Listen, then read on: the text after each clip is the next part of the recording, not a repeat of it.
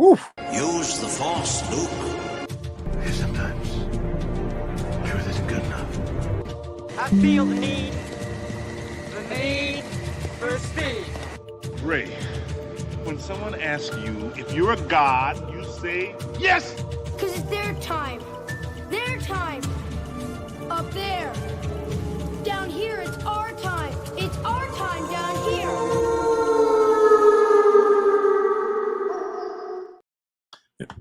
I hate nothing more than opening any of our shows with the kind of intro where we have to say goodbye to an actor, performer, artist, whichever, that's kind of been there for a long time through most of our kind of young adult lives, growing up on some major cultural milestone kind of things. But unfortunately, tonight we're going to open the show with a little salute and tribute to Hayden Panettiere, gone way too soon. And then we'll try to lighten the mood with some other usual kind of writerly topics and pop culture stuff. We'll get to that. I'll bring Kingsley in. Warden's Rise. Sadly, this watch begins right now.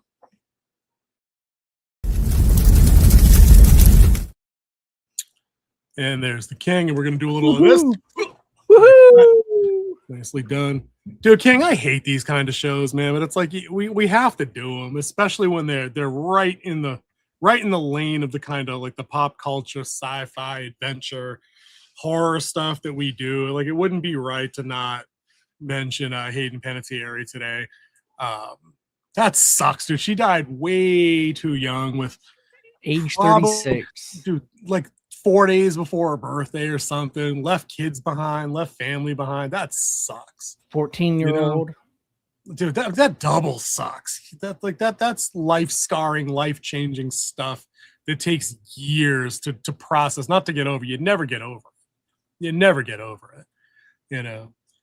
So thoughts and prayers go out to her family. Oracle working in the background. I forgot to ask, can you grab the number to SAMHSA, like the mental health resource, and get that up on there somewhere? We'll just put that up on the screen, get a little graphic, or we'll put a comment up or something, just pin it, or I'll change my tag. It doesn't matter. I'm mediocre, Megan. Welcome. Yeah, dude, 14-year, and I think a baby as well. Like, I think she had a younger one.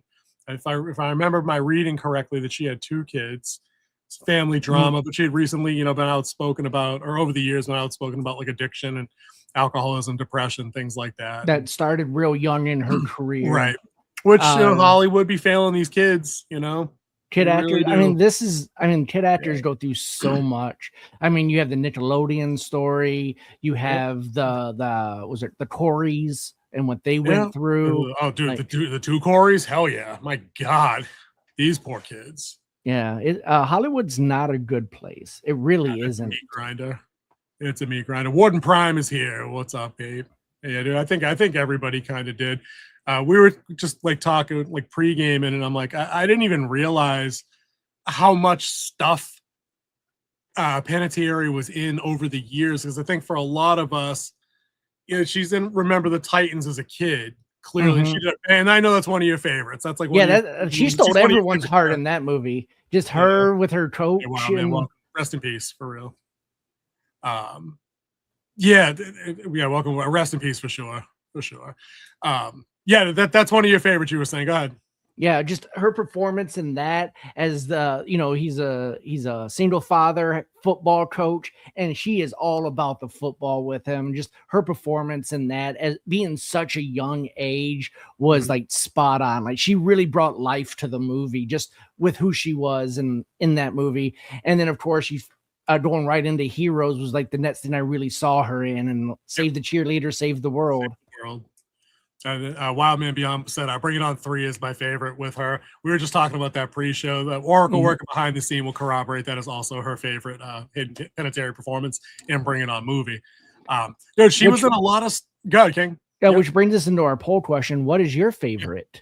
Our poll should be hidden right there. We have Heroes, Nashville. Well, actually, the 4 that you see right here on the screen. Thank you. So go ahead and choose your favorite.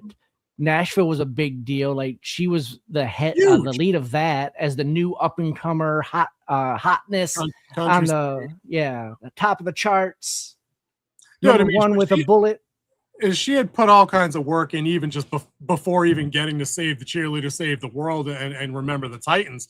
Like, when we were doing the digging earlier, like, she was on 2 like mainstream soap operas, or like daytime dramas. What was it? I'm looking here now. One Life to Live ran 3 years, and she was Lizzie Spaulding on Guiding Light for 4 years, from 96 to 2000. Like, as a kid, like those are like recurring big roles on like daytime shows. Like, that's crazy work being put in by somebody so young, and obviously talented enough to carry. Otherwise, they just write your, like, if you do the precocious kid thing wrong, they trap door you and go get somebody else. You know what I'm saying? Like, she's obviously very, very personable, very likable, and had the range to pull off all these different roles that we've been talking about. Yeah, Scream 4 was definitely iconic when she came in there, and then when she returned in Scream 6. Yep, Kirby Reed. It was a good role. And they needed that. They needed the fresh injection right there, and they got that out of her for sure. Dude, Heroes, I think, though, occupies this weird space for me where it's the first time I remember being involved or being like interested in appointment TV. Like, it came out when I was in college, and it's one of the few things outside of like live sports or like live sports entertainment. Like WCW was the rage back then, like Monday Nitro, crap like that. Like, but besides that, Heroes was the thing around that era that, like, I remember having coworkers, classmates that, like, if you didn't watch the show, like, you had FOMO. Like, you knew people were going to ruin some shit because it was this. It's what we're always talking about with streaming shows. Pape, you're exactly right. Caught the zeitgeist, lightning in a bottle. Where with streaming, you can do the thing where you can dodge watching the whole season and then binge watch it, and then you got to duck spoilers for the rest of your life until you get it done. You couldn't do that back then. Like, somebody was going to tell you something because the show was going to go once a week for 2 months, and you were boned. So you just made an appointment to watch Game of Thrones. You made an appointment to watch Heroes. It was exactly that. It was must-see TV. And she was a fantastic part, especially that first season where it definitely peaked. Season 1. Season 1 was definitely the greatest season of Heroes. It kind of went downhill from there. Even when they tried to do the reboot with Zachary Levi, it wasn't even that good. No, that first, I mean, again, she was the face of one of the biggest shows on television with, like you said, the Save the Cheerleader, Save the World. Like, you could have gone and asked my parents, who were like 30 years, 40 years older than I am, whatever, if they remember that byline, that tagline, and they would have been like, yeah, it was the pretty blonde girl. She was on the show about the weirdo superheroes in New York. Yeah. Oracle pointed out it was Zachary Quinto, not Zachary Levi. No, in the reboot, Zachary Quinto was in the season 1. In the reboot, it was Zachary Levi. He was Siler. Yeah, he was Siler. All right. So they had 2 Zacharys. The writer strike absolutely murdered that show. Yeah, believe that, because I think a lot of the writers didn't come back. Yeah, and there was a noticeable dip that took quality the legs off wise from underneath that show. Oh yeah, hell yeah, for sure. Especially when they started changing Peter Petrelli's powers every new season. It was a whatever new was power convenient for him. Mm-hmm. Yep. Yeah, whatever happened to Milo? Whatever happened to Milo Ventura? He went to what's that one? This Is Us. The Real Dawn is here. Oh, true. Oh, that's right. I remember that. That show. Solid. Yeah, he Real was Dawn the in the house, father everybody. Yeah, he was also Rocky's son. Yep, I remember that in Rocky Balboa. That was a good one. That one was a solid one. But yeah, it sucks to lose somebody that has, like, if you look, just it's wild. We got like a 4-quadrant picture going on here, and she really did have her place at the table in all of those different respective genres. She can do the sexy country star. She could do, when she was younger, the kid roles. She could do the high school cheerleader thing with all the pressure of trying to be the normal kid and the superhero. The Cheryl Yost thing from Remember the Titans is lightning in a bottle within lightning in a bottle. It's very rare for me to pull off the precocious kid and not be obnoxious. She did it. That was a great role. Fantastic role. And then, of course, Kirby Reed in Scream, proving that she can absolutely throw down with the best of them, in terms of horror. And like, her addiction started early, right around the age of 15, as her handlers were giving her happy pills to help her get through interviews and stuff like that. Christ, these people need to be dragged out in the street. And like, if you watch a stern talking to YouTube, a stern talking to. If you watch a lot of some of her interviews, or like walking in like the line, and like how people handle her, and like her face, like she's real smiling, and she's like, as soon as they put their hand on her, you can just see like the joys pulled out of her face. I hate that. I'm glad I found a fantastic picture for the thumbnail. I'm glad I picked the one I did. It looks like legitimate joy in like a candid moment. I'm not going to go back and watch any kind of old interview footage or anything like after tonight. Like, I'm just going to leave it where it is. Mediocre Maiden asks, didn't she land a cotton campaign commercial? I think she had all kinds of stuff. I think she was a Neutrogena girl for a while too, if I remember right. There was some controversy there, I think. Yeah, she lost the Neutrogena contract after she admitted that she had postpartum depression. Oh, that's kind of scummy. Well, what's face cream got to do with having postpartum depression? Yeah, she had what, like a 26-hour labor, and then they had to do a 14-hour C-section on her. And like when she, after going through all of that, she had like no feeling when they gave her daughter. She just was kind of just like done. Yeah, you hate to hear that. Wildman's asking, I think she would have made a great Supergirl, better than what we had. Yeah, 110%. She's got the look, she's got the personality, and she did play Amanda Knox. Sorry. Yep, absolutely did. So it was a silent N. Oracle, quit your complaining back there in the background. Anywho. Yeah, I don't know. It's, you hate to see these. I feel like we've done more than enough of these in 2026 already. I really don't like doing these. You know, we did the Tony Todd one fairly recently. We just did Robert Redford recently. Yeah, we just did Sam Neill recently. Didn't we do Val Kilmer like at the beginning of the year? Yeah. Like, I'm over it. Stop. A lot of icons were taken this year. Yeah, and obviously Hayden way too young. Way too young. I mean, we were just coming off another way too young one. The one she was in the movie Ice Princess with. Oh, Michelle Trachtenberg. Yep. It's and a similar story, if I remember. A lifetime struggle with alcohol, depression, other drugs. Mysterious. We're not going to have a conspiracy theory rabbit hole. I already had people asking me on some of our other locations. No, let's just honor who she is. Yeah. Dude, she can be so tiny though. That's the beauty of it. Is she can be tiny but fierce. Like, she's not supposed to be Wonder Woman. She can be 5'3", 5'4", 115, 125, whatever. And she's still Kara. She can still throw a punch that'll send you into orbit. Yeah, I'd have been down for that. Throw a Buick 3 counties over. You know what I'm saying? Like, dude, there's a talking point right there. They're putting Hayden Panettiere as Supergirl versus Millie Alcock. Who's more likable in the role? At Jump, it's Hayden Panettiere. At Jump. Would you think they would have to write Supergirl different? Yeah, they'd have to lean her into the blonde, blue-eyed, the Kansas girl next door with the tragic, backstory. But she 100%. Dude, look at that. You got your Beth Cooper reference. I told you. You called it. Yep. Against Millie the Giant. Right, all 5 foot nothing of her and 87 nothing of her. Yeah. I'd take Hayden Panettiere in that role, 100%.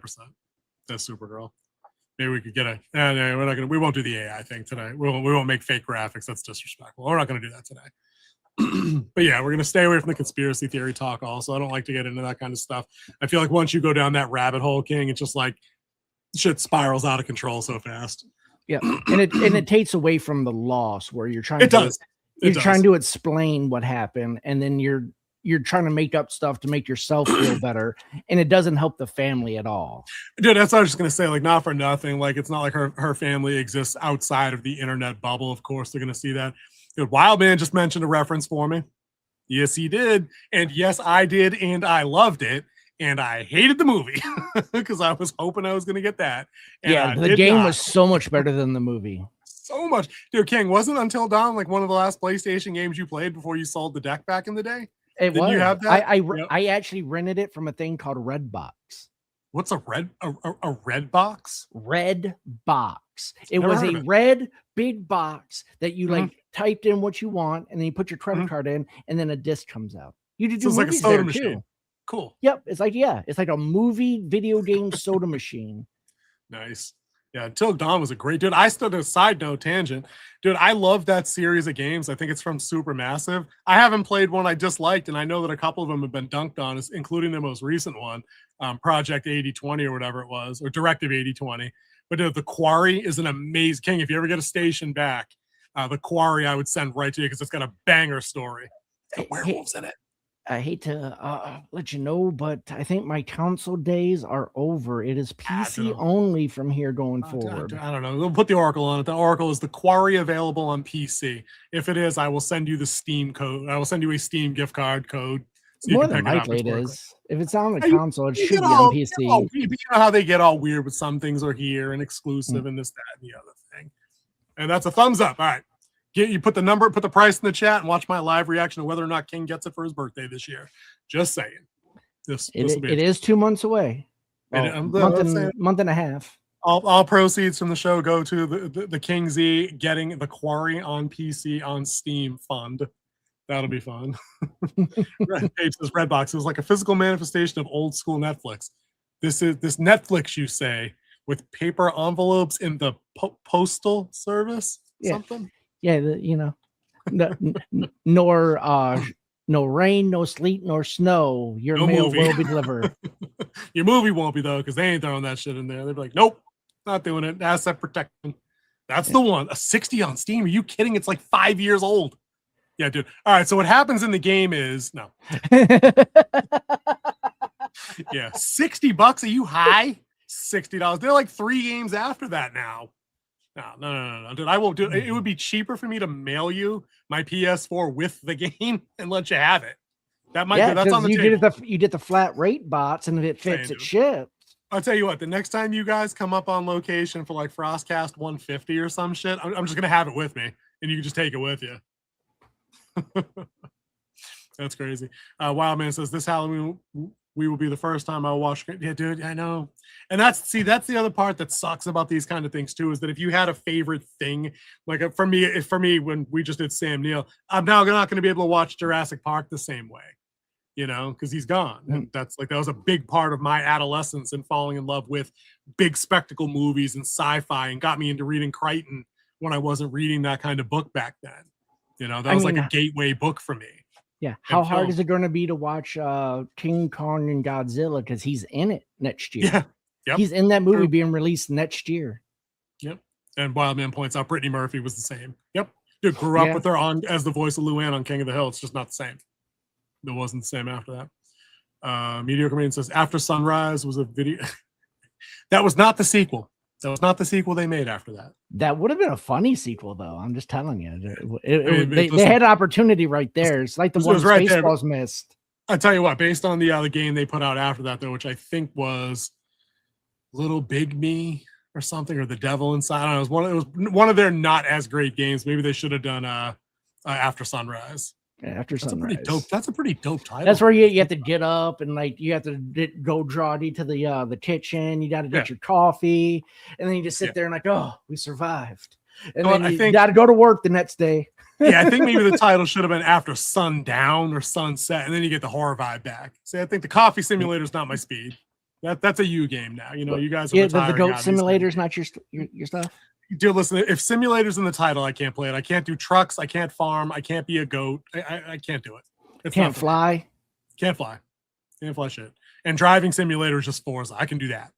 I got some Forza in me. Forza's pretty solid. But yeah, let's all right, let's lighten the mood. R.I.P. Hayden Panettiere. The show must go on. We're gonna move into our main slate more fun topics. And again, if the Oracle has that, she wants to drop that comment with the number for the mental health. So just continue. You can put that in every little bit. That'd be great. Go ahead and pin that. Yeah, we can pin it. We'll put it. You know, we could also do, King. Maybe we should get a community post going, and then just like leave that in there too. That'd be a good idea. I think that'd be a good idea. All right, I'm going to turn this part of the show over to the King because he has lots of things that got announced at D23 that were in our predictive show last week. And now we got the whole lot of it to talk about now. So buckle up. A whole big chunk of this show, Chelsea, if you're out there, will not be movie reviews this week. It'll be us talking about that. Do the real Don says coffee simulator? Yes, please. You still need some reflexes to play that, and you ain't got them, son. They're gone. That ship has sailed. Anyway. Yeah, I got my old video game injury right here. You got gamer elbow, gamer thumb. Can't do it. Yeah, I got the thumb. Listen, life came at both of you real quick. I'm still over there cooking kids in Battlefield 6. Side note, the Top Gun crossover is sick. Sick. Once again, you're playing console, so. I'm cross-playing, cooking these kids on mouse and keyboard all the same. It don't matter. They're all going down.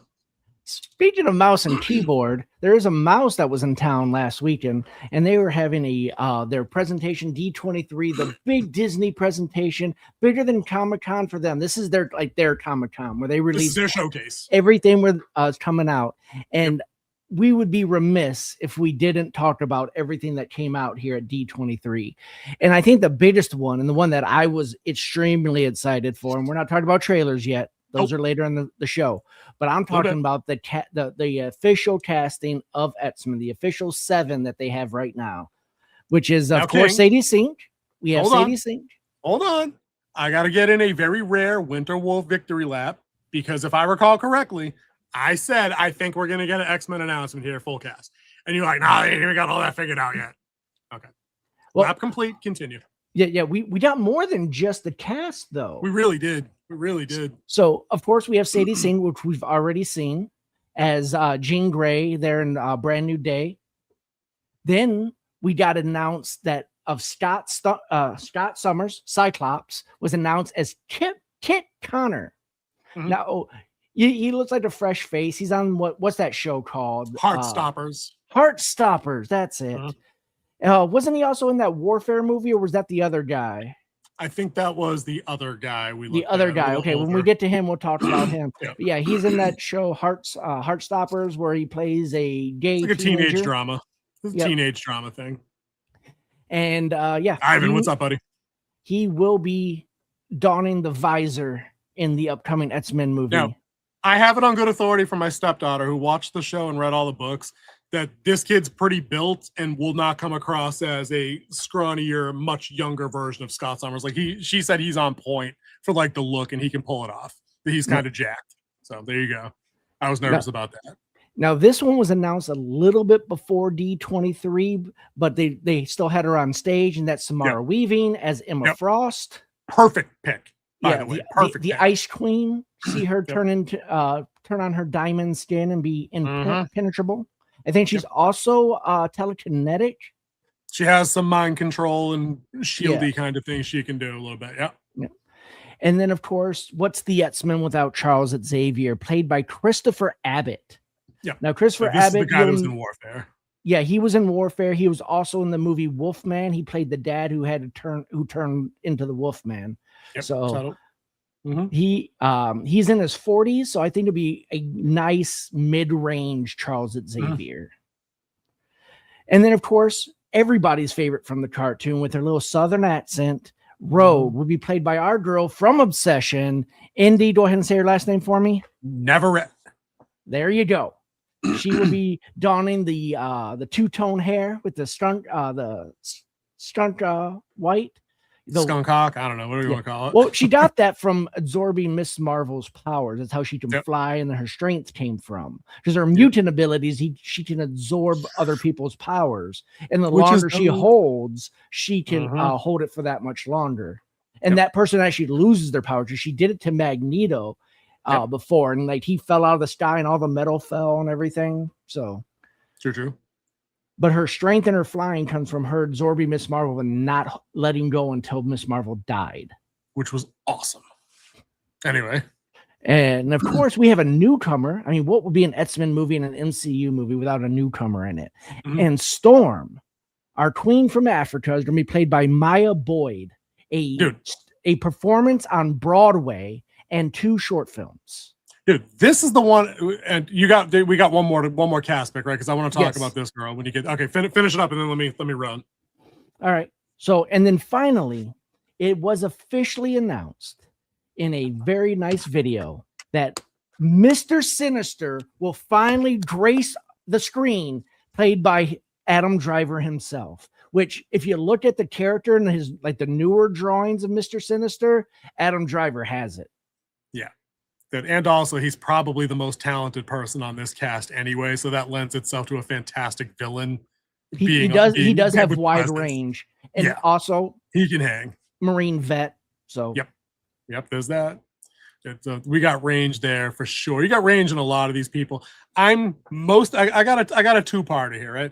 I am most excited about Storm, right? But I'm super stoked that Indy Navarrette's going to be in, following up on the giant success of Obsession.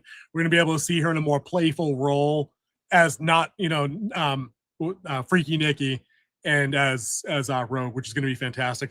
But Storm's got me thinking, dude. I think we're going to get finally in live action a Storm that isn't just like African American black chick, like senior student at the school. I think they're going to lean into like the mythology. I think they're going to lean into her being Aurora Monroe and being like being a Storm deity from whichever country over there, with a possible connection to new T'Challa later on, next year. Yeah, I think they're going to build towards that. So if they give her like that little accent and cut her loose as that and being like almost fish out of water, outsider looking in, I'm really excited for that role, especially because we ducked Cynthia Erivo.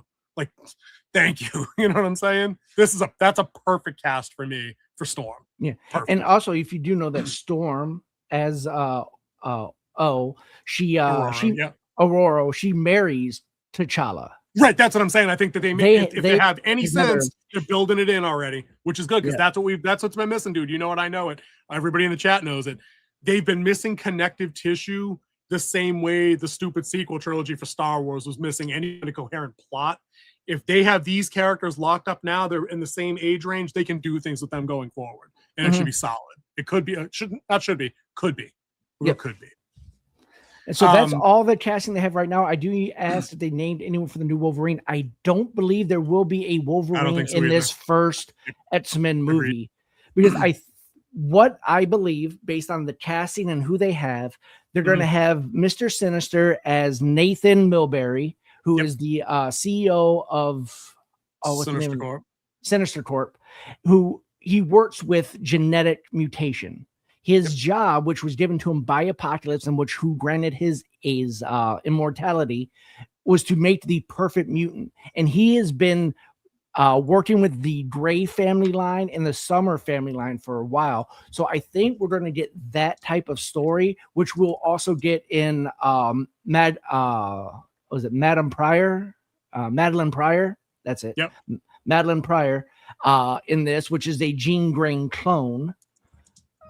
So we have a lot of interesting things, but I believe that it's going to be Mr. Sinister who's going to capture this team, and then there's going to be Xavier have to go to the first giant size X-Men, because that's what actually happened in the comic books, and that's where you see Colossus come in, Nightcrawler, technically Storm, but also Wolverine. That's where he brings all of those into. With Mr. Sinister going to be working with Damage Control to do this, and that's where the Sentinel programs are going to come from, which we'll see our first Sentinels in Doomsday. And they've already confirmed that much. We've seen them in the trailer in the background, right? For sure. Yep. And the thing is, we don't have to wait that much longer for this movie. This movie has a set release date of May 5th, 2028. Yep. It is going to be directed by Jack Schreier. Jack Schreier, who directed the Thunderbolt / New Avengers. Wait a minute. I think we're being smack talked. Hold on. I say all the men in here. Hosts included binge watch Girls for the sole purpose of watching Adam Driver's character and view him through that lens. I've never seen a minute of that show, so I don't know if I'm being smack talked or if this is an accurate statement. I will leave it to the other men. What is Girls? Okay, that's two of us. I've never seen that show. This might have been a swing and a miss. For just a day, your entire. I mean, I'll watch this, and I'll watch anything. I mean, I saw Barbie. I'll watch an episode of this show. I loved Adam Driver and Logan Lucky. Yeah, he was the best part of a shitty Star Wars trilogy by far. Even when he was emo Ren early on, he was still the best part. The Real Don says, I did not like him in Girls. I thought he overacted a lot. Ivan said, I'm still in shock. Damage Control is as evil as we've seen them. I mean, during Agents of S.H.I.E.L.D. years, they were getting a comedy series. Dude, I'm not sold. The King and I were just talking about this offline yesterday with the whole Damage Control thing. Like, I get why they need a new kind of bureaucratic human villain to kind of prop up against. Is like this mid-level problem for the heroes to kind of be harassed by and try to sort out, like how Brand New Day went down. But I haven't liked them in anything I've seen them in yet. And Ken, you reminded me they were in Homecoming.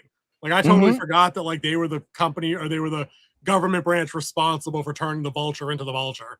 or But you- nudging him down that path. But you also know? need a government agency to hunt down mutants. Right. I get it. We I have get to get introduced to Senator Robert Kelly. Yep. And we're going to have to get introduced to a Strider, who builds the Sentinels. Yep. So, and they're all going to be bureaucrats behind control.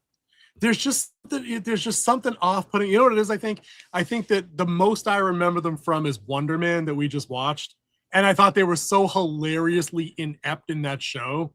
I'm like, no, they should be played for comedy, like Ivan said, because they appear like buffoons, and they appeared again not as on the nose buffoons in Brand New Day, but they didn't hit me as like elite organization that has their shit together. And that's probably where they have the leadership shift. That's why it's bringing in Strider, and he's going to have to straighten it up after being embarrassed in Brand New Day. Mediocre. Once you see an actor play a scene where he sits on the toilet doing their business while drinking a glass of milk, then he's going to be the next Darth Vader. Yeah. Okay. I guess he's going to finish what his grandfather started. Except for the killing people, which was actually the shocker. Yeah. Guess Michael Keaton the Vulture's on the right side of history and Spidey Hall. Dude, yeah. Damage control sucks.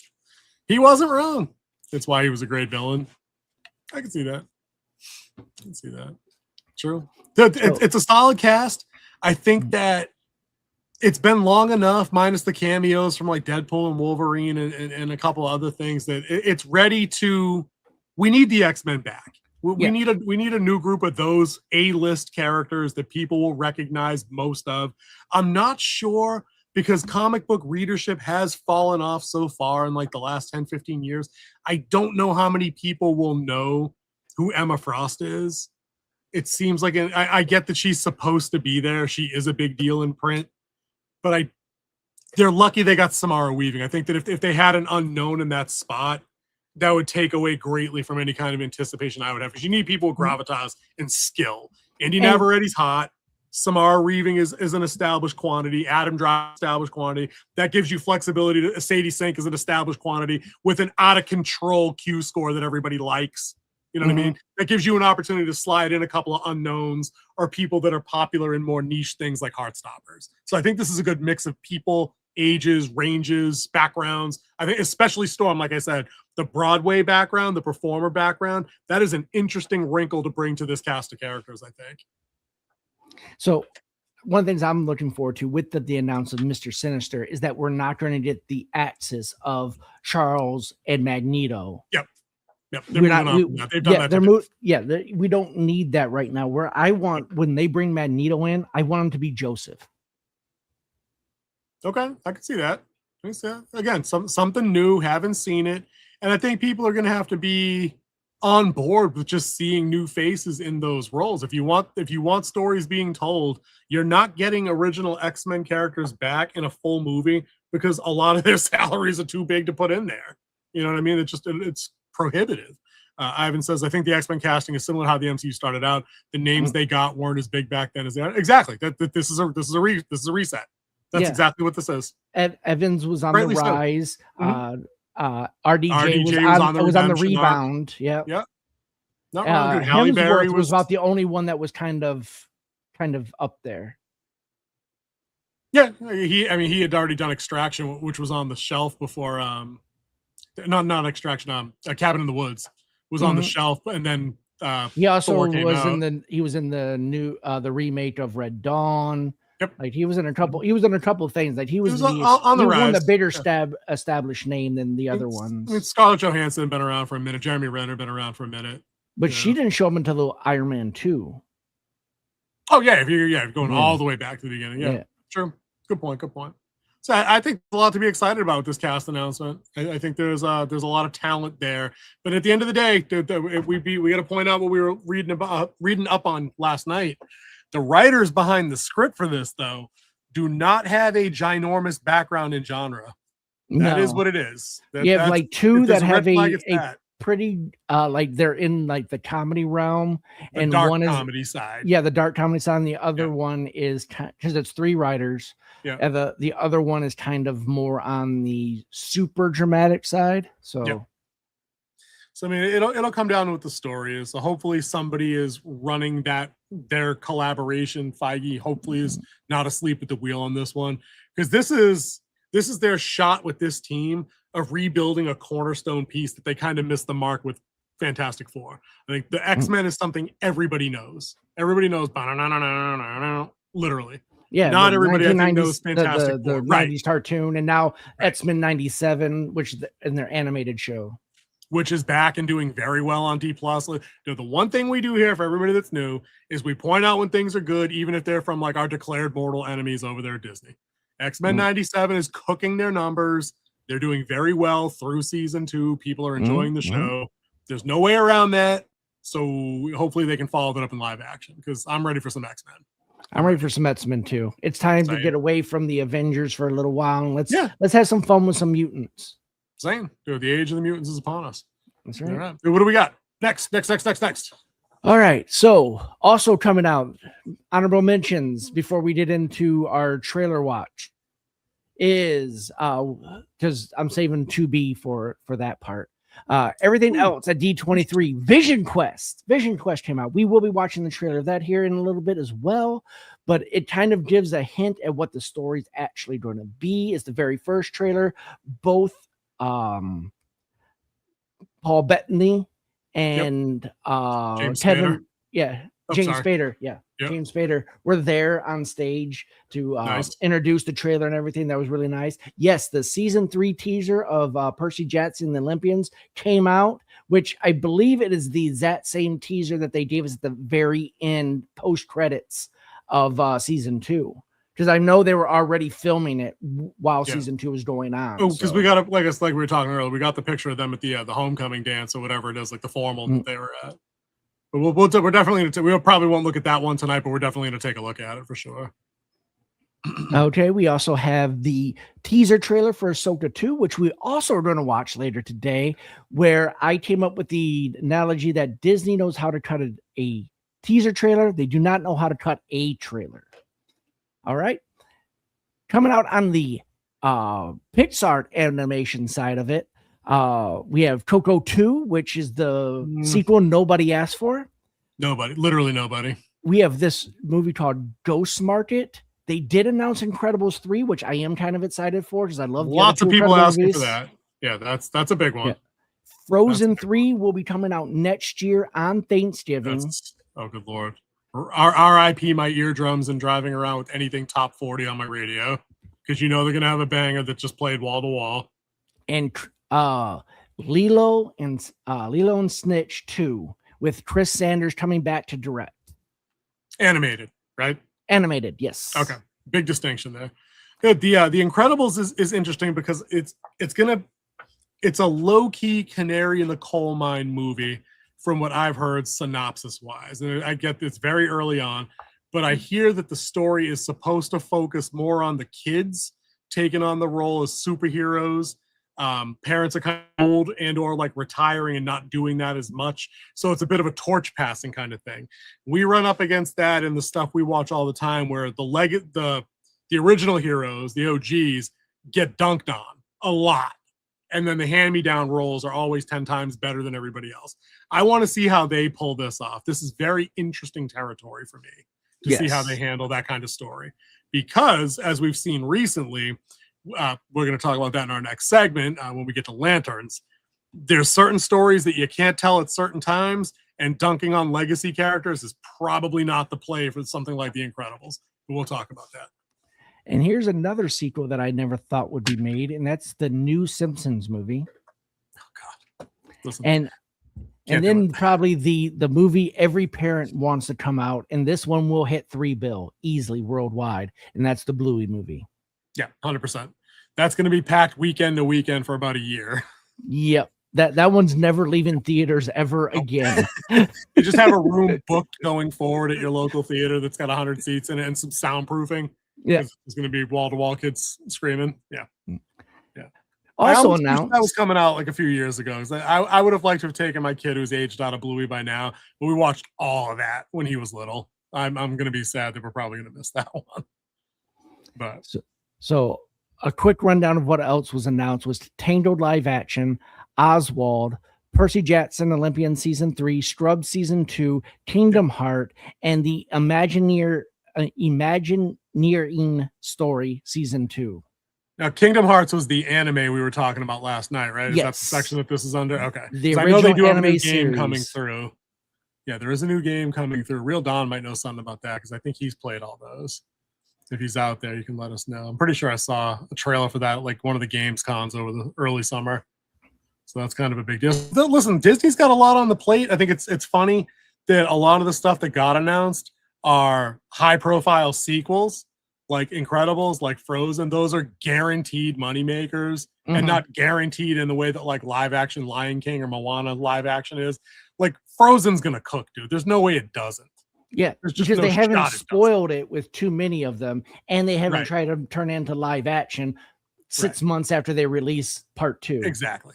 And Incredibles is on this really weird cadence where they make these movies apparently just far enough apart that's always hitting on the thing you're talking about, whereas give me an opportunity to miss this damn thing. Yep. And then I go, oh my God, The Incredibles is back. Kids, get in the car. We going to see Incredibles. You know, but if it was every 9 months and they're like rinse, repeat, oh, new supervillain, oh, one new character with one new power, I don't think anybody gives a shit. Yeah. But now, you know, Which, I mean, we said the same thing with Marvel, which after Doomsday, we have a whole year with nothing new from Marvel Right. other than Daredevil and then Secret Wars next December. And then after that, we have 3 movies right after that to launch the new era, which will be X-Men in May, Ghost Rider in June or July, and then Wakanda in December. The new Black Panther in December. They have a title for that. Is it Black Panther 3?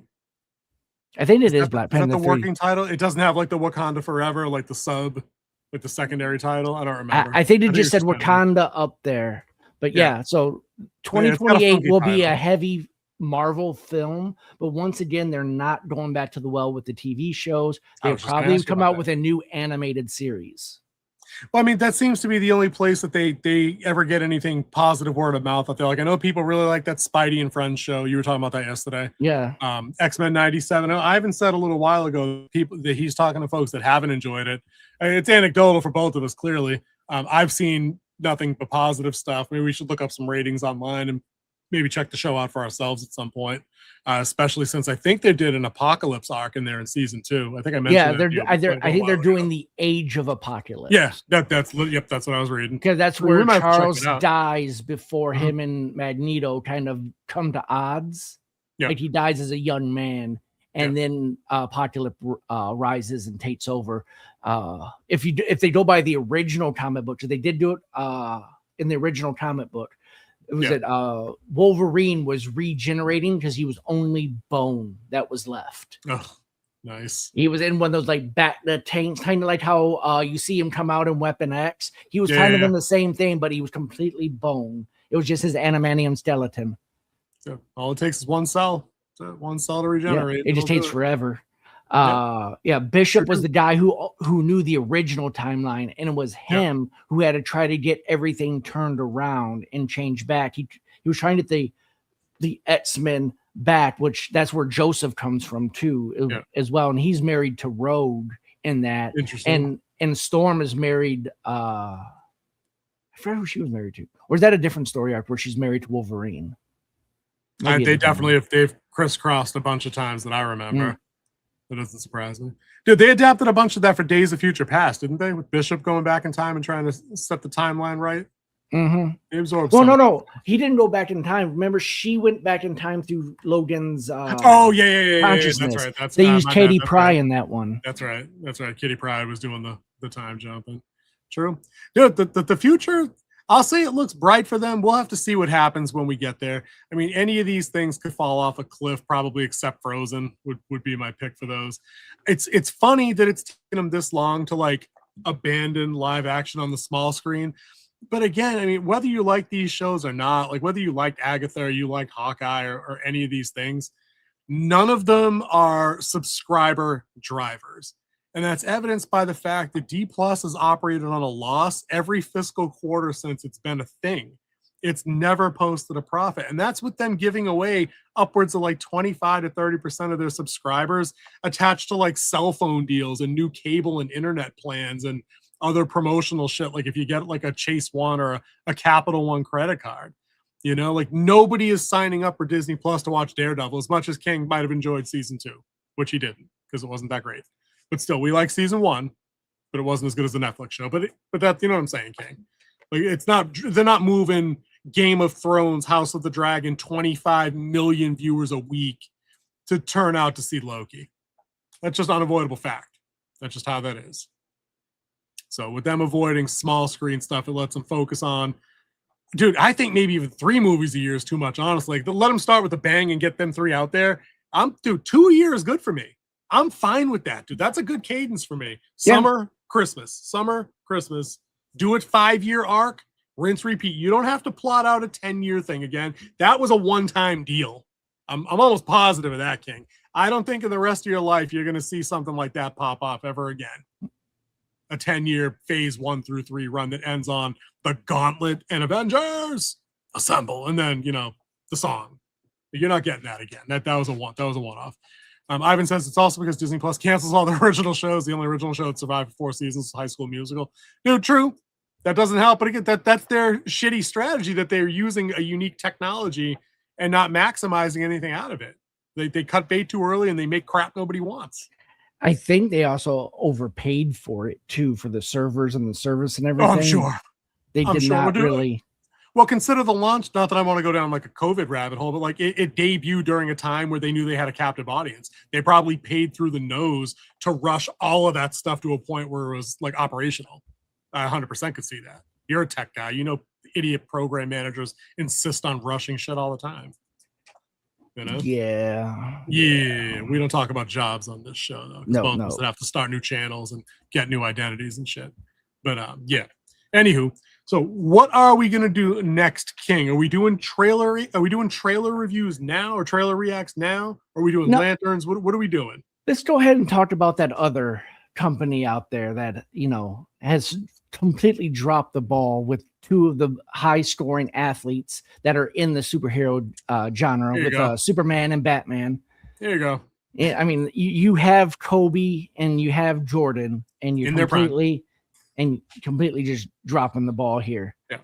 Is this just a reference? So here's their opportunity to bring it back with their TV Lanterns, episode 1. Dude, this poster is the most interesting thing I've seen about the show, and that includes the show. Honestly, we got to clarify the Kobe and the Jordan thing. Now, when we were talking and you used that analogy yesterday, were you talking about the 2 lanterns, or were you talking about Batman and Superman? Batman and Superman not being able to outperform Brand New Day. Yeah, like we were talking yesterday. Yeah.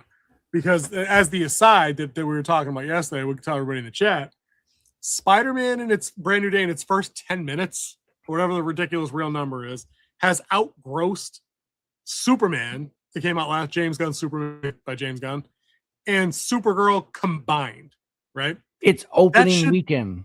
Opening weekend, right? That should never have been a thing.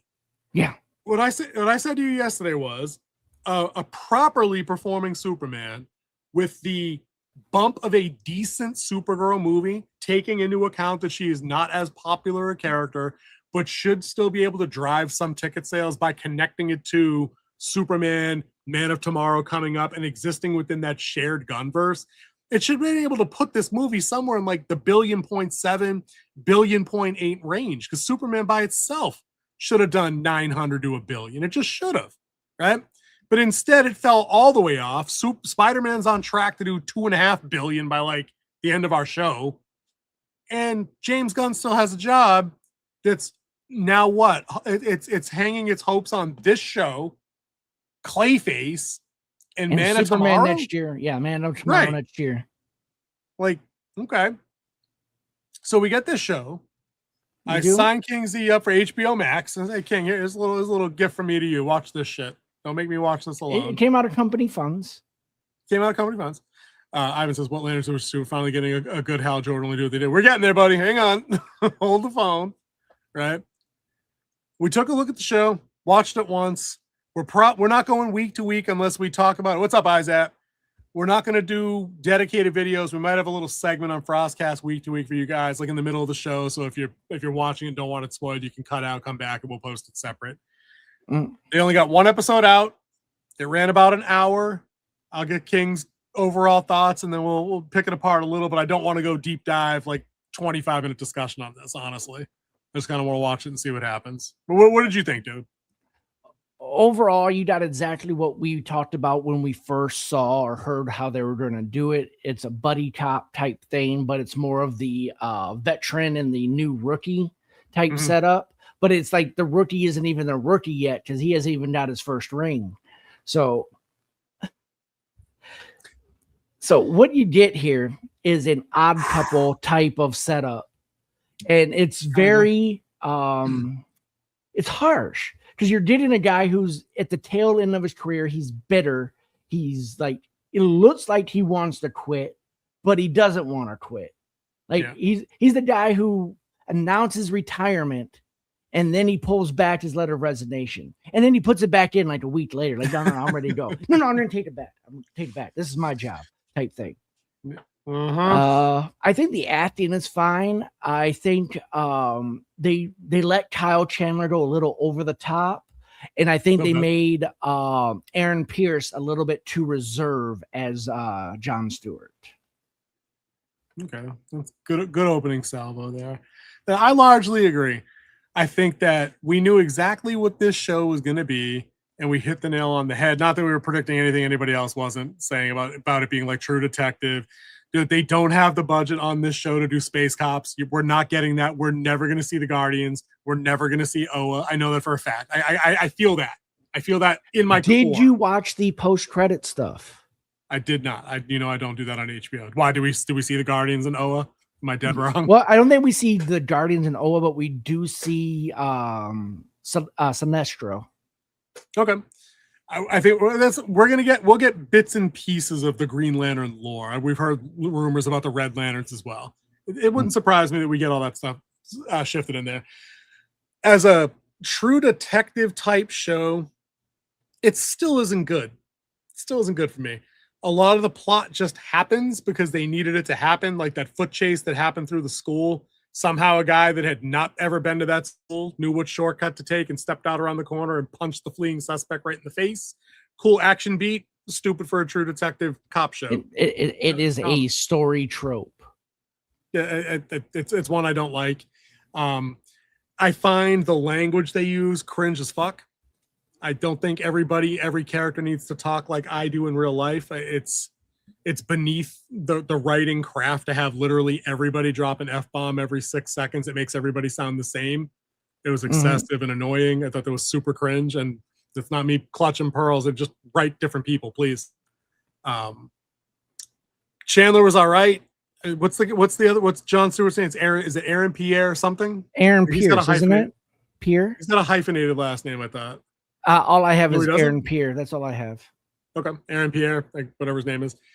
Little flat, little wooden, not too bad. But Jon Stewart is supposed to be a little bit more stoic, so it's probably a little in line with that. I thought the best parts of the show were them at the bar doing the banter. Their little back and forth at the bar was pretty funny at points, and it was okay. I did chuckle a few times during the episode. They did have some pretty good jokes in it.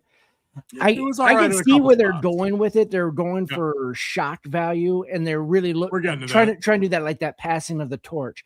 Like I've already seen the scene where Guy Gardner's going to be in this series. Dude, right now, Guy Gardner's face, Nathan Fillion's face, is the title image for the show for episode 1 on HBO Max. Like I just cycled by it earlier, and like his face is there. I'm like, what? It might be where you're at as well. What do you mean? If it sometimes in the show, it will give you a thumbnail of where you're at if you stopped it before. Was he in the show? He was in the post. He was in the credits at the end. Oh, dude, I shut it off before that, so it's definitely not that. What was I saying there? You were saying that. Oh yeah, the ending of the show. Ivan mentioned this earlier. What they did was stupid. Finally getting good. Howling do what they did, and then you were talking about torch passing, dude. The torch passing thing doesn't work because they've demonstrated a fundamental misunderstanding of how the ring works. It's not the one ring. Like there Yeah. are multiple Green Lanterns across space. Yeah. They exist at the same time. Like And if also Hal the dies, ring his chooses ring you. does right. The ring chooses you. If Hal dies, the ring doesn't necessarily just jump onto fucking John Stewart's finger because he's next to him at the bar. The ring could decide it wants to shoot off into space, go, a Kessel run's worth of parsecs that way and find some other guy. Like that's just not how it works. It's not getting a hand-me-down revolver from your grandfather. It's not what Now, it is. they do have a workaround on this because he's John Stewart's already been approached by the Guardians and saying that he will become a Lantern. He needs to train. True. Ivan just says apparently it chose Guy, not John. Right, because Guy has it in the future, which is another weird little wrinkle. So we know. So when does John Stewart like a Green Lantern? So when does that happen? Yeah, in the comic book, Guy and John both have a ring at the same time. Guy was supposed to be chosen instead of Hal, but the ring chose Hal because he was closer. Yeah. Okay. But again, that's the mystery of the ring's will. It can have that. They can do that. I can suspend disbelief for that. Pape asks, do they embrace the superhero-ness of the characters, or does the show skip over that favorite grounding? No, it embraced it a little bit. You get a flight scene of Hal. It's very underwhelming. There's not a whole lot of Green Lantern trailing effects. Very simple constructs. Very simple constructs, and then one pretty big superhero moment at the end of the episode, or near the end of the episode. Spoilers, he contains a pretty good-sized blast with like just the force of his will and like a shield. It was all right. Yeah. I think they'll my lean into will that, manifested money. Right. That was awesome.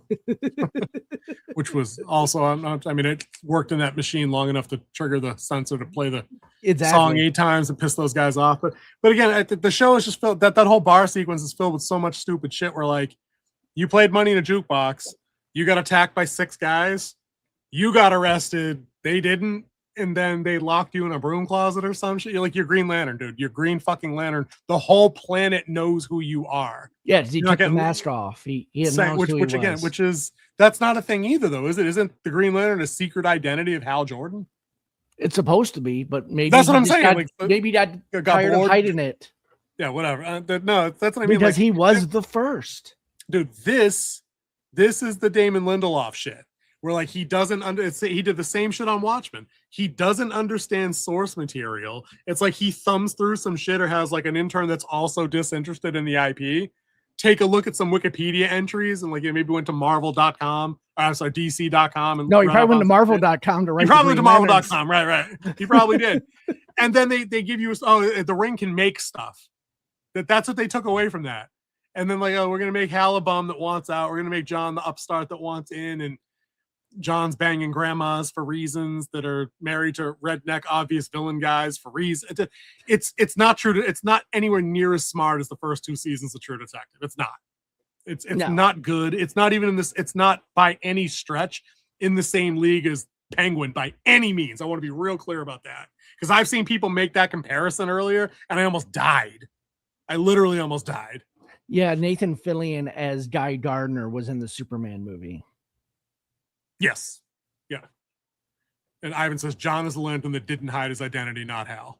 Right. So again, he would not have done it. So that must have rubbed you the wrong way, Ivan, when in the first 10 minutes of the episode, John Lantern sitting down with Barbara Walters or whatever, doing like tell all. That's my name's Hal. I was an Air Force pilot. My dad was a test pilot. I live at this address, and here's my screen name. And when you lose your parents when you're real young, you have nothing left to fear. Yeah, can we talk about that scene of child abuse real quick in the first 10 minutes? Is that worth bringing up here? Yeah. King, you've lived on military bases now, have you? Yeah, a few. What are the odds that somebody could discharge their service weapon multiple times at a garage in the residential setting and not have a visit by the MPs roll through? They could have been living off base. We are allowed to live off base. Now, King, I know you are, but did you see the garage behind the kid? Yeah, with a couple holes in it. Couple that would have been mag dumped into that door. Somebody calling the cops. Somebody calling them. All right. I get what they were trying to do. And then Dad's like, let's go get a burger. I'm like, the fuck is going on here? That's an F-bomb I'm willing to use. The fuck is going on here? And then like a lot of it didn't make any sense. He's training him to be the next Lantern based on the interview. Sure. But except he was 10 and had no idea that that's how any of that worked until that interview. But the bullet holes are already there, home slice, which means Dad been doing that for a minute. Mhm. Just saying. He's trying to make him in no fear. Yeah, he's not Daredevil. He's just better off throwing the bleach. in his The face. It would've Oracle been pointed safer. out something good too. If you haven't seen the end, we all know what's going to happen. Who's still with us? We're Hal getting Jordan is killed with a gunshot Well- wound to the head. Someone that looks like Hal Jordan is killed. I could say it could be someone different too, because he Just didn't saying. have the ring, so the ring is missing. But if it's the real Hal and he died, the ring would have left him like it left Adam. That's exactly what I said after the episode. Right. But the Oracle pointed out, who dies sitting up? Well, I mean, I might not have died, but I could have been shot and posed. I mean, that's a thing. That's the only thing I said is like he was posed, like he wasn't killed there. I know if you he take a was just shot to posed the there. head, you're falling back or whatever. Yeah. You could have been posed there for sure. But dude, the show goes out of its way to announce that there's at least 2 different kinds of shape-shifting beings in this show. Yeah, and yeah, of that course, he's a Manhunter. manhunter or somebody that they're after. They're And after the because we mentioned- Manhunter. Once again, you did not watch the post credits. I thought they had mentioned another shape-shifting species in the show. Yeah, the one that are hunting the Manhunter Yeah, that's what I'm saying. So because it they're could've trying been- to could've been kill one- all the Manhunters off. Right. So it could have been one of them or a manhunter is what I'm saying. So we really don't know. It could be either of those beings, either of those type of beings. So, but I mean, that's an interesting corner for HBO or for the team to paint themselves into, right? You've done the thing again that you know is going to rub me the wrong way. You got a legacy character who we've only ever seen played by Ryan Reynolds in a crap movie. Like, oh, good. Hal's like Ivan was saying, dude, we finally have a fucking live action thing. You got a good actor in the role. Give me Hal Jordan. Give me Green Lantern. Put Jon Stewart in it. Make them buddy Green Lanterns on the same level. Do that. That's fine. But what did you do? What did you do?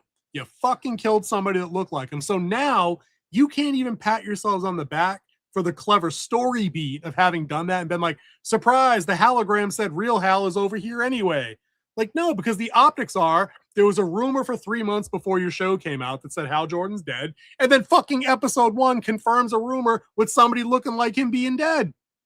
It's unforced fumbles on this level, King. Unforced. Well, if you watch the post-credit podcast version, you know, like they did after Penguin and all of those, they had that with this one too, because it is a Sunday 9 p.m. show, so they have that stuff. That is the slot.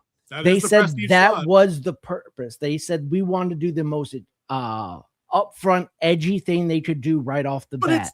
Dude, but it's not edgy. It's stupid. It's what's the word I'm looking for here? Most it's not edgy. unpredicted as well, but because it's he's not. such a It's- beloved character, and they didn't want to. But it's not unpredictable now because we have 10 years worth of these deconstructed stories where they take those legacy heroes and shit on them. You know what I'm saying? That's what they do. That's completely predictable. It's why the reason why I said, hey, King, in February, the rumors on this show are Hal dies in episode 1. You're like, I'm just going to watch it. I'm like, that's going to happen because that's their track record. It's pattern recognition for me at this point. I knew that was going to happen. And the one thing I would say that they did good on this part is that they didn't show us him get killed. Like I thought he was going to die there in that 2016 era, but no, they do a time jump and it's 10 years later, and then they just find a dead Hal. Exactly. Exactly. It's a trope at this point. Beyond. And then Ivan said it's like the Jean Grey thing of Brand New Day. We all knew it was her. This is what I'm saying. Like we put these pieces together because we're not as dumb as they think we are, guys. We're just not. I mean, especially if you're in any of our age brackets and you've lived and breathed all this stuff for like 5, 10, 15, 20, 1,000 years, like in Pape's case. Got you, bud. It's just how it is. We know when we're being fooled with. You know what I'm saying? We just do. They're not clever enough to write these things in a way that they can subvert my expectations and catch me off guard. They can't. They cannot. The only thing they can do is tear down old shit to break up new shit, which is why I'm honestly surprised that they're not going to tear down Jon Stewart to bring in the Spanish chick that's Green Lantern now, too. Is that Jessica Rodriguez, I think? Well, they have to still bring in Ivan Kyle as well. No, but I'm saying, no, skip him. Middle-aged white guy. Skip him. Yeah, the one who wore the cape and who actually becomes the full-time White Lantern, as I've been educated by all of our fans out there. Mm-hmm. So it's good. It's good to have our fans tell us some shit. Dude, I don't know, man. I'm watching the show. I think we're gonna watch more of it. We'll do the segment week to week, but we're not going to full on like episode reviews and scores and shit like that, because I'm not that interested in the show unless literally they do the thing you're always Jessica Cruz. Thank you, Ivan. I always say Rodriguez instead of Cruz. Thank you. And she's getting an animated one, right? Yes, with the My Adventures. That's right. The thing you're always talking about, King, is the blocking of these shows, whether it's 8 or 10, but they do like a 3, a 3, and a 2. You know what I mean? If this isn't as banger show as it could be by episode 3, I might pull the plug, dude. I might. Well, remember, we had to wait till HBO Andor Max. episode 4 before it really took off. We had to wait till that that was- second block of 3. That's true. But Because I mean, you were watching the Find the Sister part in the first and 3. that was the worst part of both seasons, and it ended awesome in season 2, like how the show wrapped up. So you're right. We'll give it its just due. I'm just saying I'm not willing to go to the halfway point to get there. If they have 8, I might not give it 4. I think 3 is my number on this one. Honestly, I think that's all I got. Even though how good of a book it is for writers, I think Save the Cat is one of the reasons why movies are so bad, because everyone just does that story beat now. Yeah, but they don't even do that well anymore. That's the problem, is they can't even stick to the fucking answer key anymore. If they at least just did that, then at least I would say it's boring and predictable. Your story is. But like Pape was saying, I'm just identifying their tropes, which are predictable, which is if there's a modern version of the thing, even if it's demonstrably inferior to the legacy, not only are we gonna bring that in, but to elevate that, we're gonna tear down what came before it. Like, bring in Jessica Cruz, but write her to be awesome. And you don't have to tear down Guy, Kyle, Hal, or John to get that done. You don't. That's a choice. That's a creative choice, and they fuck that up all the time. They need to knock that shit off. Good point on The Expanse, Ivan. The first few episodes of that were definitely a slog, but then it kind of kicked off like 4 solid seasons at that before it dipped back down for me. I love The Expanse. It was the only show that put me to sleep every time I watched it. Hello. Routine medicine. All right, that's enough on Lanterns, King. What else we got? All right. We're going back to the D23. We're done with the WB. Now we're back to the D. And we're going to watch the very first of our trailers tonight. But this is not technically a trailer. It is called a special look. I'm going and that is that's Avengers Doomsday second trailer / special look. Now, we are going small box on this one, right? So we see if we can avoid the yeah. Let's see if I had that extra. We should have saved that. There it is. There it is. Perfect. Have not seen this yet. All right, here we go. Run it. Victor was really always small, the smartest guy in every room. He was. Yeah. He used to be different. This confirms that Doom is from Earth 828. He used to be kind. He used to be caring. And then It's a trailer. everything he loved was taken from him. So we're doing sympathetic villain, which is Doom anyway. He lost his mother. Well, that was technically his story His anyway. family, That's his yeah. true story. True. They're just turning out the Mephisto part of it. Yeah. Which was kind of important. I'm pretty sure it was.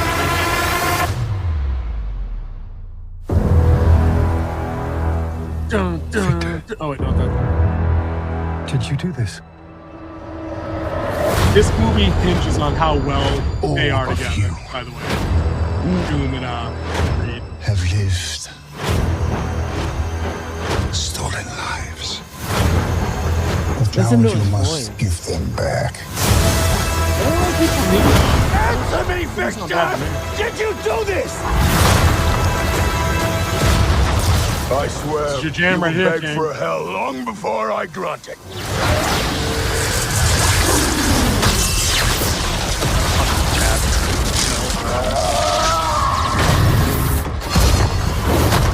Hell answers to me. For I am Doom. Costume looks good, I think. Definitely looks better than the Fantastic Four we got with Jessica Alba.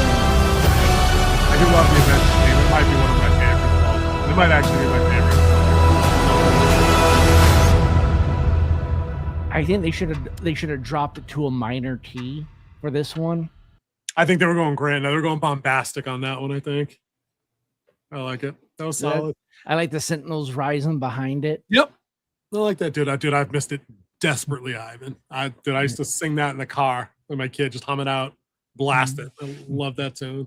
All right, let's do the. Wait, we got more coming up, so I don't have to shift our screens around. We don't really have to shift the screens. We just stay in this configuration. Dude, so compared to that first one, are you more hype, less hype, same hype? Just real quick. No, this one definitely hit the hypometer. That's what I was saying before. I think a lot of people that I was reading online were like, "The fuck didn't you guys open with that one? It's so much better than the one you gave us." Because they saved it for D23. Yep, that dude, tactical error. You could have had this hype all along and then done something else. Cool. I'm digging it. I'm not overhyped, but you have my attention now. It might be okay. We'll see. Dude, the line though is like, hell answers to me. I am doomed. Dude, they're brass and they're this big if you can say that. You know what I'm saying? Oh, Pape says, I dislike the use of the Sentinels. There are no mutants in the MCU yet.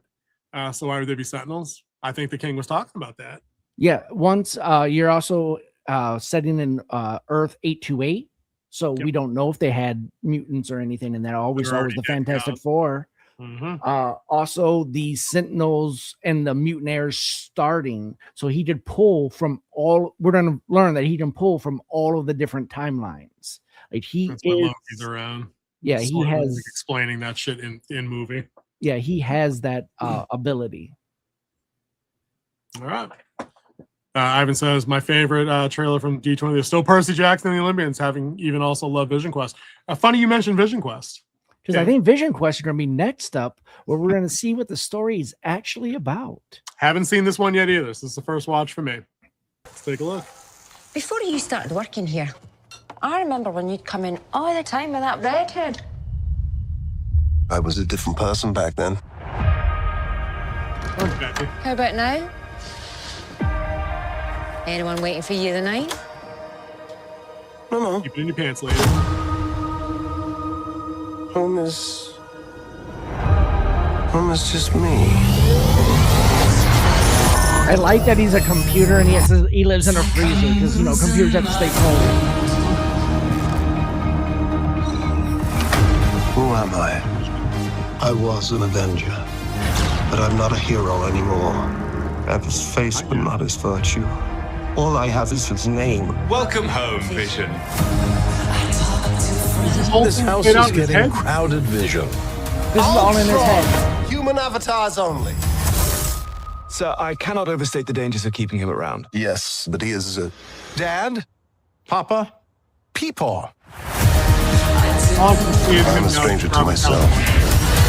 And that family wasn't real. Epic on him. You sure about that? I had a father, a machine called Vision. Muzzle tough. It's a boy. How is this possible?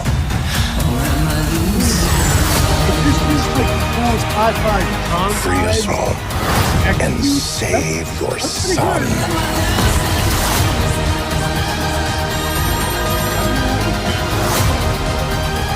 I wish to understand my purpose. With a genocidal maniac inside your head.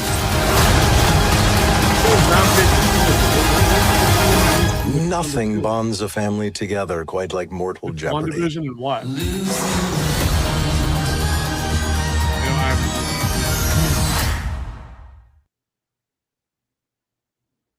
So what's the groundbreaking trilogy here?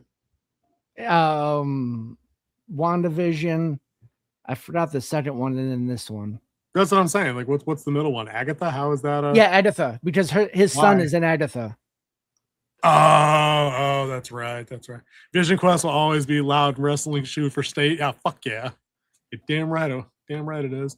I love the Jarvis from Agent Carter's on the show. Yeah, he has Jarvis in his head. He has Monday in his head. He has Friday. Yeah. James Spader's channeling Raymond Reddington from the Blacklist in the show, and I'm not mad. Not mad at all. Yeah. Yeah. King just said that. Yeah. I didn't finish Agatha, so I didn't catch the connection there. Yeah, it's his son that's the one guy in it. True. Dude, it looks a little bit more action-y than Wonder Man, so that could be good, that could be bad depending on what they do. But I think if it's got like Tron, virtual reality, digital cyberspacey shit all in his head, cool. That might be all right. It might be fun. he has them all trapped in there, and they're trying to break out, but they're acting as his servants and like his friend Ultron. Interesting. And again, I've heard nothing that says that this is connective tissue to Doomsday. This is just its own thing, right? It's its own thing. Homework, yeah. This isn't homework, so that's a plus. Yeah, it's just something to watch and have fun with. Oh, that's right. I get it. That's right. Him and Wanda's kids, Billy and Tommy. Mhm. Thank you, Ivan. Thank you. Yeah, it releases October 14th. Cool. Right around the corner, kind of. Yeah. Getting there, coming up quick. Oh, by the way, one more thing on Lanterns. Lanterns runs until October 4th. What is it, 38 episodes? How's that possible? Oh, it's already August 19th, huh? Yeah. It's two more, 4 more, and then, yeah. So, God damn it, that's 3 months I got to send. Crap. Oh, well. Next. And get out of corporate funds, out of the slush fund. We might have to. We got to figure out that the hyper wallet thing. Get you your money. All right, what do we got? We got lots. Oh, that's looking suspiciously like King's favorite show of 2024. Yep, this will be Ahsoka season 2, or I like to call it the Brawling the Balin Skull showcase. Cut. Clip. He's only on. He's only on there so long. Now, let me say before you run it, everything I've read about this show says they're leaning hard into the Mortis mythology. So it sounds like you're going to get what you want out of the Balin Skull character in particular, and the larger world building that I was looking for that he was kind of hinting at the end of season 1. So, all right, fingers crossed. Let's see what they got. Feel generous today. Tell me, Ahsoka. What troubles you?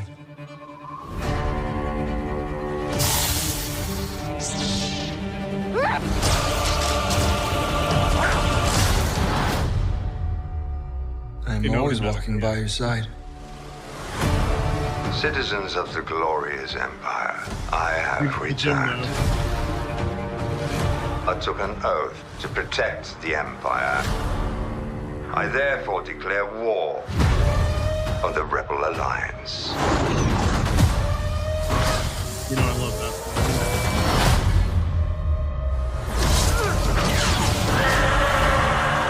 Out of vision. Bow and arrow. What did you see? More. D-wings, more though? danger than I thought. D-wing. Yeah, the space battle looked pretty legit. Balin claimed to have knowledge of a power. Master! One that could end wars. That's the Hound taking over duty. R.I.P. Ray. That looks good. A long time ago, I walked away from the Jedi. This is your trial, Ahsoka. Take your time to decide. Are you a Jedi? Or not? Okay.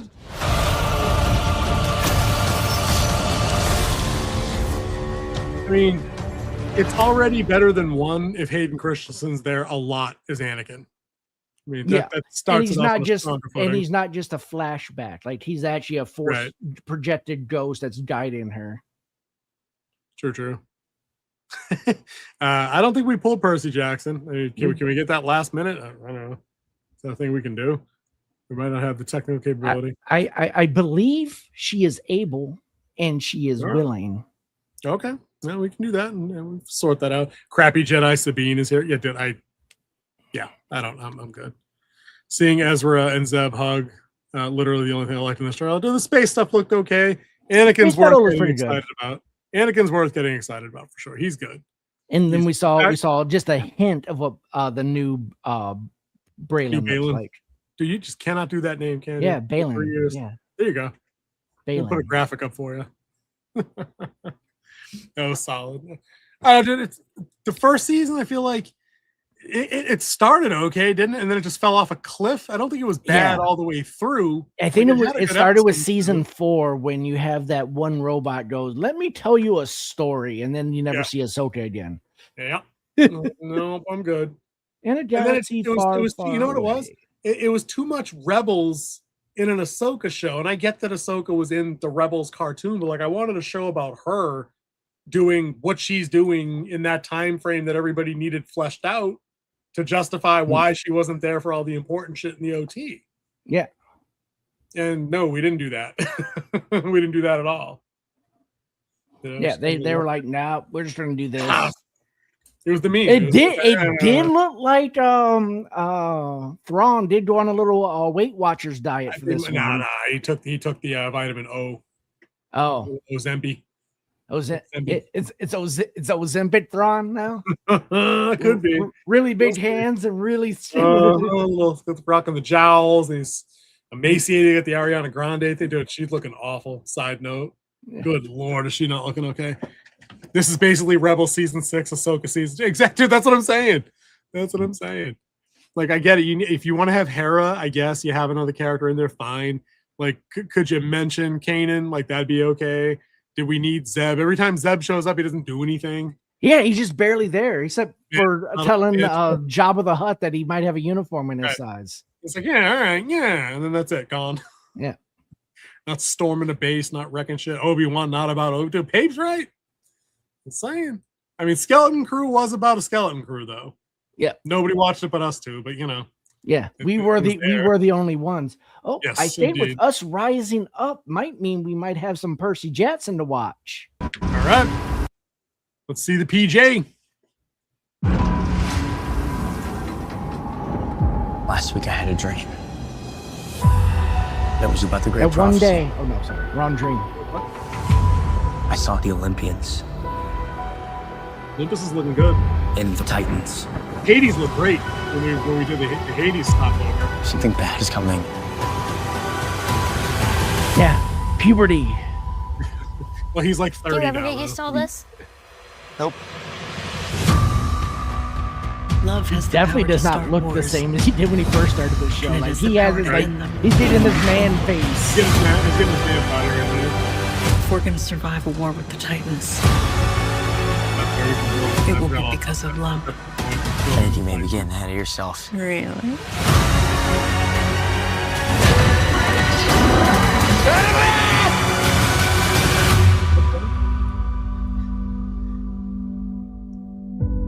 You didn't want her. You wanted me. Mommy Ranger again? We don't know where she is. The gods don't know where she is. I'm gonna need you to help me. You cannot stop what's coming. See, pal? Is that pop-up brother? Here we go. If it came down to a choice between me and Olympus, The homeboy's stepping right you'd to burn it. it to the ground. All right. Is this not No, lightsaber moment.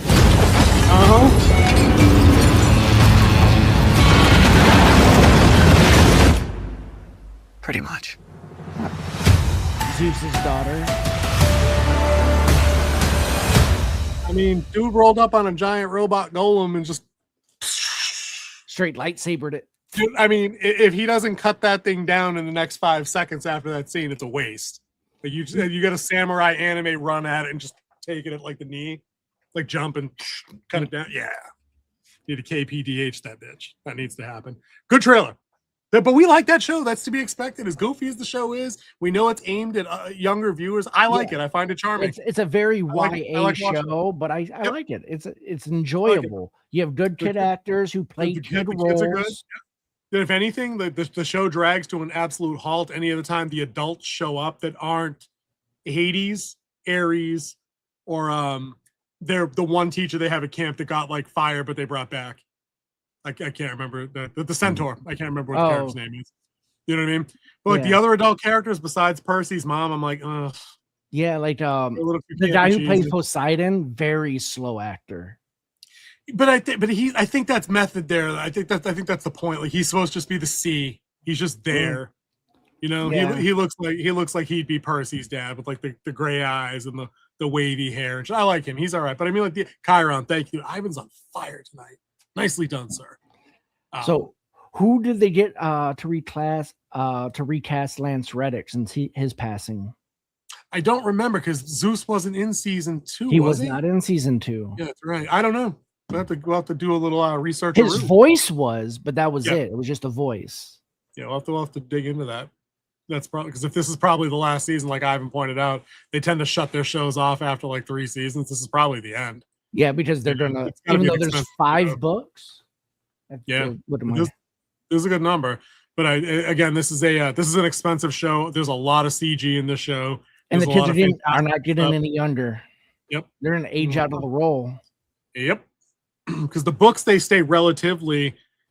It's not one book per year of summer camp. Like a couple of them overlap, right? Because otherwise you'd end up having these kids be 25 by the time they're over. So yeah, it looks good. I'm glad we took a look at that. That's this October or this December? Zeus was in season 2. When did we see? Oh, he was. That's right. The one scene where he's sitting on the bench. I don't even remember it, honestly. When we watched these shows, we watched so many other shows. Like it was like a cold open part, like almost like a prologue type thing to the episode where they get Thalia back from the tree. Oh, okay. Yeah. But it was he shot? Did we see his face, or was he shot from behind? Because no, I think we saw his face. Placeholder. Well, then maybe that's who they got going forward. That's right. I mean, they're not going to battle the Titans without the gods behind them, right? Like that's kind of the point, is they prove their worth. Courtney B. Vance. Ah, yes. Known for his role in all the things he's been in. Other stuff. And I'm sure a quick Google would reveal a bunch of things. I recognize the name. I'm sure we know him from something. No, he attacked his daughter. Yeah, the king's misremembering some things. Thank God Ivan's here today. We're apparently not remembering Percy. No, it was the episode where they got her from the tree, not him getting from the tree. No, it was the episode where they got her out of the tree. That's just me not listening like I do. All right. He was in Hunt for Red October. That is a way throwback to somebody I thought you were going to have something like 2 years ago. Okay. All right. Yeah, Thalia became a tree. Yeah, she became a tree. And then she came out of the tree. To kill someone. Maybe she's a bad guy. I don't know. After Lucas poisoned her, and then they healed her with the blanket. She came out of the tree. Fleece, and then she came out of the. Fleece? A little bit. No police. The golden fleece. Oh, fleece. I think they said the police. The police. They should have called the police. They got a bunch of giants running on their fucking summer camp. The adults are nowhere to be found. Somebody should have called the fucking cops. The fuck were they thinking? Yeah, they were too busy about their chariot race. I guess they really were hooked on that. So I'm like, guys, enemy at the gates, defensive protocols. Let's go. No, that's fake news. Can't do that. That'd be like fake news, dude. I'm looking at them. They're over there. You're just a troublemaker. I've established line of sight with the enemy at the gates, please. Defensive positions. But anyway, stop lying to people and staring lying to people. I'm fear mongering. All right. What else did we have? I feel like did we have one more trailer, or was that it? No, that's it. That is it. All right. Let's. We do have a lot of other stuff, but I don't think we're going to have time to get to it all. No. Let's let's go. You want to jump down to just block 8,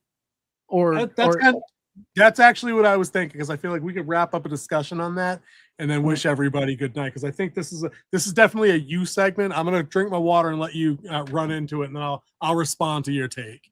This is a good King Z topic. So before we get into block 8 here, we would like to close out our poll. So all of you, the thousands and thousands of you that were paying attention tonight, go ahead and get that last second vote in. By the time I'm done talking, the poll will be closed and your chance to vote will be gone. And you don't want to miss out to have your voice heard.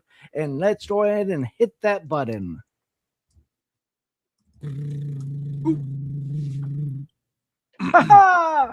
the winner is, with 50% of the vote, can we get that on screen? From Heroes. Oh, there it is. Never mind. It is on screen. Yep. Number 2 is Cheryl Yost with 40% of the vote. Juliet Barnes from Nashville got 10% of the vote, and nobody voted for Scream. I mean, because it's Herbie. I think everybody loves that character, but in terms of like impact on thing, it's Remember the Titans and Heroes. It's got to be, like especially in the circles we travel in, the content we cover, and the kind of movies we're into. Oracle says King. I was asking, have we heard of the Traitors? Oracle said you guys watched the first season and you loved it. I've never heard of The Traitors. Should I watch it? I do like The Traitors. It is a show on the Peacock. It is a giant version of the game Werewolf. Oh, okay. Interesting. Oh, wait a minute. I've seen the ads for that. Yes, those. Yeah, no. Those are those tribulous traitors. Yeah, no. Those murderous traitors with Alan Cummings as the host. Pape, it's not a show you'd watch. Almost assuredly, you would not like it. The first season was fun. I did not care for the second season, and I'm still in the third season. It's a third little season, too, they changed it up. A little too goofy, cringy for me. A little bit. Can't do it. Treacherous. Yeah, no, treacherous traitors. That was it. Thank you. But yeah, it's pretty much, if you know what the game Werewolf is, it's like you hand out cards to everybody, and either you're a villager or you're a werewolf. And then everyone puts their head down, and then the two werewolves have their head up, and they choose someone to murder. And then they put their head down, then everyone brings their head back up, and then you try to figure out who is the werewolves. And it was actually a psychological experiment that a Russian came up with to prove that a uneducated mini can be fooled by a minority that has the information. Of course it could. I didn't need a study to prove that. I knew that intrinsically. I mean, look at the world. And it became a game. And there's tons of different versions. There's Mafia. There's 100% anti-werewolf, Ivan. 100% anti-werewolf, and frankly, my people won't stand for it much longer. Anyway, 90% of the time, the werewolves win. Yep. Because their job is to kill all the villagers, and the villagers detach all of the werewolves. And none of you buttholes will work together and solve the problem. Fact. Anywho, King, Section 8, please. Or Block 8, or Topic 8. Or 8. All right. Whatever. So this one is... First, we got to state the rule of the channel that adaptation is hard. But is it harder? Is it harder to adapt a fantasy into a TV show or into a film? And I want to hear what these guys have to say in the chat for sure on this one, because we know we got a bunch of folks that follow IP. I want to know what they got to say too. But go ahead. I would definitely say that it's harder to adapt into a TV show than it is film. Dude, see, I wouldn't have thought you were going to go that way. Why, given the ability on short form, with like more short form, meaning not feature length, you get more hours in a season. You're going to get like 8 to 10 episodes. You might get 5 years if it's good. But like, you also have shows that have struggled to prove that you can't adapt fantasy into TV shows. Stuff like Rings of Power, The Sword of Shannara. I mean, House of the Dragon is pretty good. The Wheel of Time, Witcher after season 1. I mean, you're stacked. You have it's stacked up of like they can't really do it. I think a movie would be easier because one, you have a bigger budget, usually have a bigger studio doing it, so they have the funds and resources to pull it off. Dungeons and Dragons: Honor Amongst Thieves. It's called Fat Dragon. It's called Fat Dragon. Yes, but could you pull off Fat Dragon on a TV show? I don't think so. You're going to get some freaking cutout that's going to be put in there, and then they're going to oversize it and just not going to look right. I'm going to show you 10 minutes of House of the Dragon season 3 that'll knock you right out of your chair in terms of dragon effects. That's neither. But did they do a fat dragon? No. They had one skinny one that looked kind of weird, and they all had unique designs. Fat? He was not fat. There were no fat. He would lose. They were very intimidating. We are done here. I said good day, sir. Anyway, I had a wonky you right there to rein you back in. Dude, I mean, is it that the current crop of modern writers can't do it? And had they had the money and the technology in 1990, could they have done Wheel of Time the right way? Yes. Actually, I think it would have been better back then than it would with the crap that they put out on Amazon. Here we are right here. I think we've arrived at the crux of this issue. TV shows are a better medium. What you need are writers who are willing to sublimate their egos to stick in the bounds, and boom, with a neat little bow on it. I think all the shows you named all fell off for exactly the same reason. We had a bunch of youngish to middle-aged millennial jackwads filled with like writer room Zoomer jackwads that thought they knew better than the guys and the girls that wrote these things decades ago. and put them on the map as like global bestsellers. You know what I'm saying? Like Sword of Shannara, Monster Hunter, all the other like the not lower tier, but I mean they're not as banger turnout properties like Game of Thrones, shit like that. Like they can all be adapted in a way that can take advantage of technology and have special effects on a level like House of the Dragon. I think it's like Pape said, what they want to do is shoe in the stuff that's important to them, and that just torpedoes the fuck out of the long form of like 8 to 10 episodes. So I mean, maybe it's harder for them, but I think if they gave the 4 or 5 of us $250 million, you don't think we could adapt Wheel of Time book 1 into 10 episodes? I think we could. Well, with that said, I think you could do it with that, but the problem is where do you make your cuts on your production to make enough savings to do your scenes? And then also, usually when you're on a show, you're on a much tighter schedule. Like you have to have episode 1 done in a week, where you have to have stuff like that. True. Where a fight scene, like a true fight scene of the choreograph, would take a whole day of just that. That's all you're shooting is that 5-minute fight scene. But I mean, I think that the roadmap to getting that right then is how something like not House of the Dragon, Game of Thrones actually works, is that they ran the first 4 or 5 seasons, and it's not like every episode had some knockdown, drag out, Battle of the Bastards war for the last 15 minutes of the episode. That's where you really dig into your subplots, your ensemble cast. You get into the politicking, the relationship building, and all those twists and turns that connect the battles and the backstabbery. You know what I'm saying? And then everything doesn't have to be dragon strafing the castle. It doesn't always have to be that, because that gets old too. You would definitely lose something in story and character by going to the shorter movie form. You do. I mean, because that's probably unavoidable. Because if you did 8 episodes, each is an hour, you're pretty much watching an 8-hour movie, just broken up into 8 parts. So where you get a 2.5 hour movie, if you do it the other way, but you can also get it very streamlined. And I think it would resonate more with audiences that way too, unless you're really diehard into, like if you do a weekly release to watch it every week, or wait till it all drops and then watch it. Because more than likely, a lot more of the streaming services are going to the weekly one to get people to stay on their service for 3 months. Yeah. I think that even a show like, we were just talking about Percy Jackson and how we enjoyed the first 2 seasons and enjoyed the trailer that we just watched. I'm sure there are Percy Jackson purists the same way there would be Tolkien purists that didn't like, for whatever reason, the way certain selections were made for the Fellowship trilogy. I'm sure that somebody would say Percy Jackson, Sea of Thieves, or whatever the first book was titled, they missed this, and this. Lightning Thief. Lightning Thief, thank you. That was book 1. But they still told the main story of the book while omitting a couple of, I think, smaller subplots, or combining 2 minor characters into one amalgamation. That way you could get the screen time done. And they did that in Game of Thrones as well. Of course. And you have to do that, because you're talking about, now in those books, you're talking about an average page length of like 800.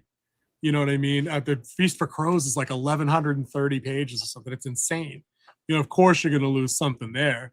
But I think that fantasy has just been preyed upon by people that wanted it more of a soapbox. And we get it in the movies too. I think it was Ivan that mentioned in the chat, like, look what happened to the World of Warcraft movie. Like that movie was a dumpster fire. It looked okay, I think, if I remember it correctly, but it didn't touch a whole lot of Warcraft in it. But they went over the top with the Warcraft part of it. Like they had the big shiny armor that was like CGI'd onto them. Right.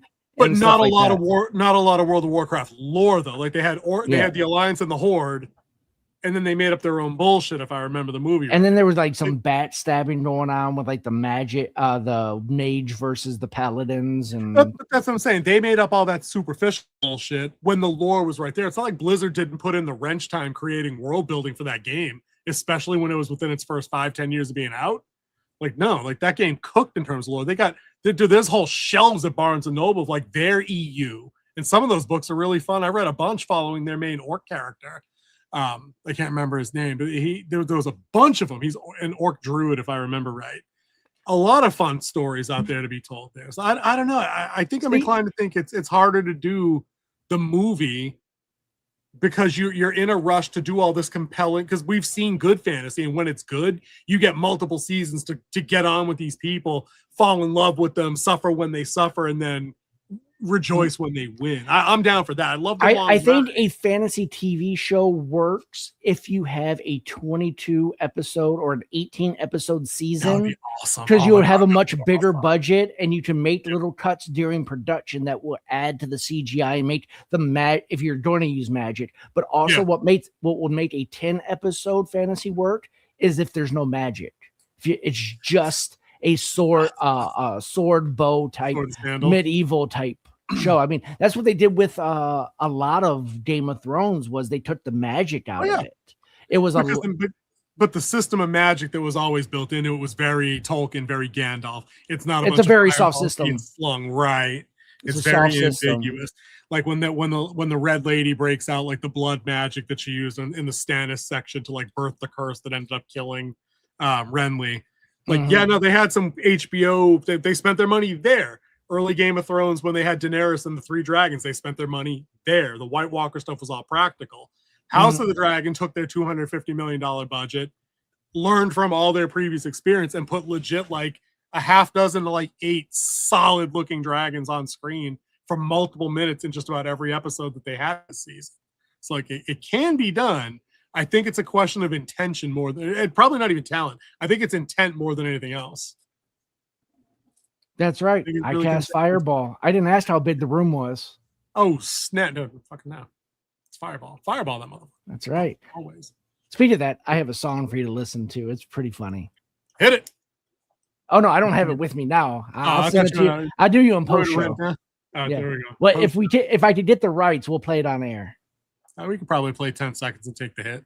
Everybody else strikes us. What's the difference? I guess when you have 7.25 million subs, that's what happens. Take that, bitches. Anyway, King, I think we should wrap it up there and mark a couple of these topics as our more fun holdover ones for conversation fillers. Yeah, when we have a conversation day. We should. We'll get a slow news week and we'll need these kind of things. You were right. The D23 thing carried a bunch. It did. It carried a lot of time, which was solid. But anyways, guys, that's going to do it for us. We appreciate everybody that came through in the chat.